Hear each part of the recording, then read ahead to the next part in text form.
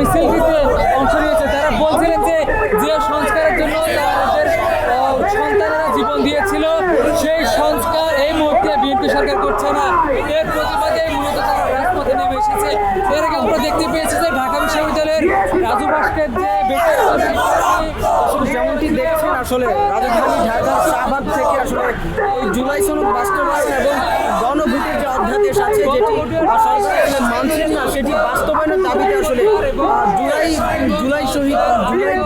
আন্দোলনে যারা শহীদ হয়েছেন তাদের পরিবারের যে পিতা মাতা আছেন তারা আসলে আন্দোলনে নেমেছেন এবং তারা এই আন্দোলনটি নিয়ে আসলে রাজধানী ঢাকার শাহবাগ চত্বর থেকে আসলে রওনা হয়েছেন এবং তারা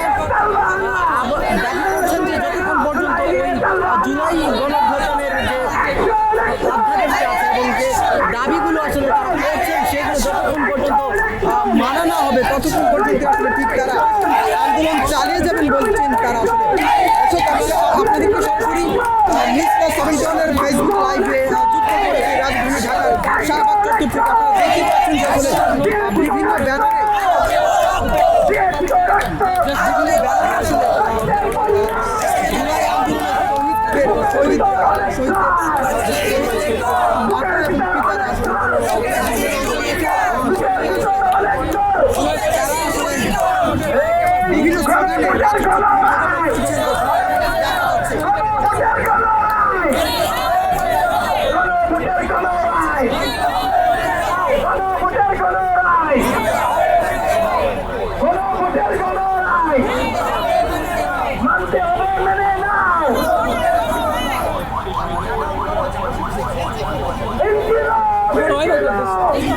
যেমনটি আসলে জানা গিয়েছে যে গণভোট হওয়ার পরও আসলে সরকার সংসদে গিয়ে আসলে সেই গণভোট বাস্তবায়নের যে অর্ডার করেছিল সেই অর্ডারকে আসলে তারা মানছিল না এবং বাস্তবায়ন করছিল যে কারণে আসলে জুলাই আন্দোলনের শহীদ হওয়া সকল সন্তানদের পিতা মাতারা আসলে রাজপথে নেমেছেন এবং